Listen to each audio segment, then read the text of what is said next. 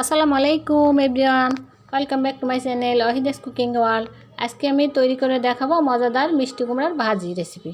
চলেন তাহলে দেখে নেওয়া যাক মিষ্টি কুমড়া আমাদের শরীরের জন্য কি কি উপকারী একটু জেনে নিই। মিষ্টি কুমড়া ত্বককে উজ্জ্বল রাখে, রক্তচাপ নিয়ন্ত্রণে রাখে, ওজন কমাতে সাহায্য করে, হাড় মজবুত করে, দৃষ্টিশক্তি ভালো রাখে।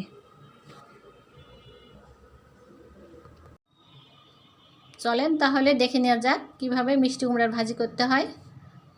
প্রথমে মিষ্টি কুমড়াটাকে আমি ছিলাই নেব।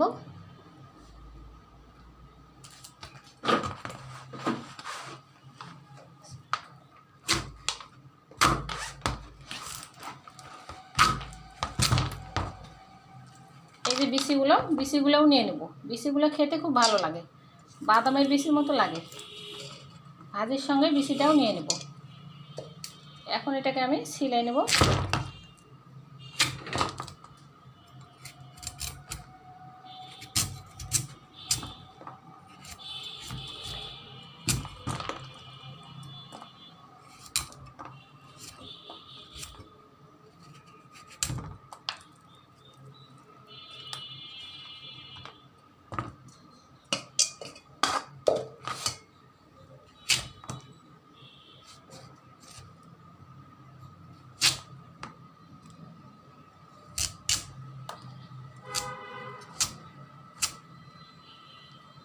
এই তো কেটে নিলাম। এভাবে আমি ঠুম ঠুম করে কেটে নেব।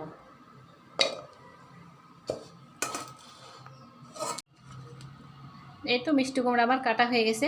এভাবে ঠুম ঠুম করে কেটে নিয়েছি, কেটে ধুয়ে নিয়েছি। তার সঙ্গে বিচিগুলোও দিয়ে দিয়েছি। অনেকে বিচিগুলো আর মিষ্টি কুমড়া শসা আলাদাভাবে ভেজে খায়, খুব ভালো লাগে। আমি ওইভাবে করলাম না, আমি বিচিটা মিষ্টি কুমড়ার সঙ্গে দিয়ে দিলাম। এভাবেও খুব মজাদার লাগে। চলেন তাহলে দেখে নেওয়া যাক কীভাবে মিষ্টি কুমড়াটা ভাজি করা যায়। চলে যাব চুলার কাছে।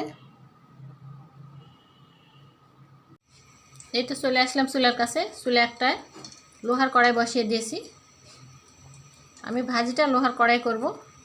আপনারা চাইলে অন্য যে কোনো ফ্রাই প্যানে করতে পারেন। প্রথমে দিয়ে দিলাম রসুন কুচি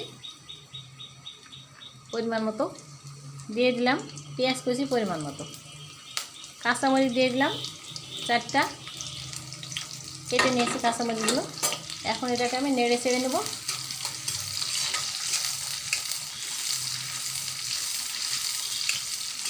হালকা বাদামি করে নেব।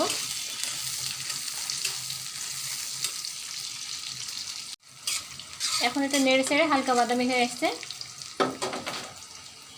এখানে আমি দিয়ে দেবো 1 চিমটি জিরা ফোড়ন।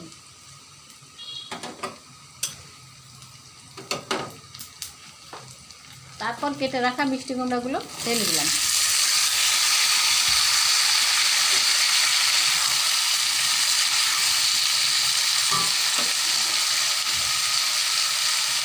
এই যে মশলাগুলো দিয়ে দিলাম একে একে। সামমতো লবণ, সামমতো মরিচের গুঁড়া, আর 1/2 চা চামচ হলুদের গুঁড়া। হলুদের গুঁড়াটা না দিলেও হয়, আপনারা চাইলে এটা বাদ দিতে পারেন। মিষ্টি কুমড়ার কালার তো এমনিতেই সুন্দর। এখন এটাকে আমি নেড়ে চেড়ে ঢাকনা দিয়ে ঢেকে দেবো। মাঝারি আঁচে সিদ্ধ করে নেব। এখানে পানি দেওয়া যাবে না, অল্প জাল দিয়ে এটাকে সিদ্ধ করে নিতে হবে। একটু ঢাকনা দিয়ে ঢেকে দিলাম। ফিরে আসবো সিদ্ধ হওয়া পর্যন্ত। এবার একটু ঢাকনাটা তুলে নেই, দেখি কি অবস্থা।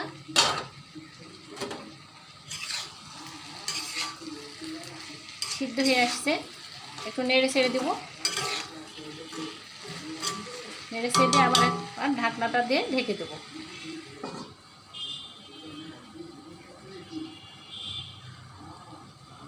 আবারও ফিরে আসলাম, ঢাকনাটা তুলে নিলাম। তারপর নেড়ে ছেড়ে নিয়ে ভাজিটাকে নামিয়ে নেব। মিষ্টি কুমড়া সিদ্ধ হয়ে গেছে, এই যে সিদ্ধ হয়ে গেছে।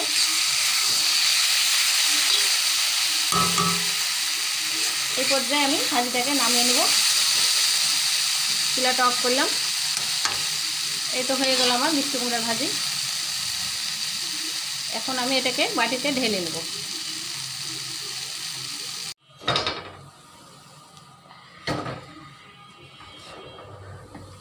মিষ্টি কুমড়াটাকে আমি বাটিতে ঢেলে নিলাম।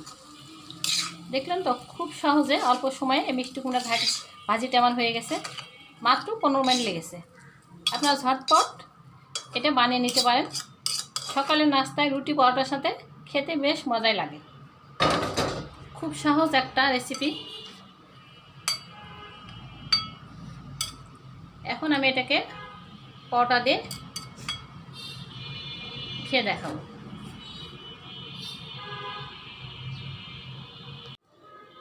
এখন মিষ্টি কুমড়ার ভাজিটা আমি খেয়ে দেখাবো পরোটা দিয়ে। খেয়ে বলবো কেমন লাগতেছে। গরম গরম পরোটা আর গরম মিষ্টি কুমড়ার ভাজি, এতই মজা লাগতেছে, একবার না খেলে বুঝতে পারবেন না। আপনারা রুটি পরোটা দিয়ে খেতে পারেন। অসাধারণ, খুবই মজা, অসাধারণ। সাদা ভাত দিয়েও খাওয়া যায়, সাদা ভাত দিয়েও মজা লাগে। আশা করি আমার রেসিপিটা ভালো লেগেছে আপনাদের। আপনারা সকলে সুস্থ থাকবেন, ভালো থাকবেন, শুভকামনা রইল। আসসালামু আলাইকুম, আল্লাহ হাফেজ।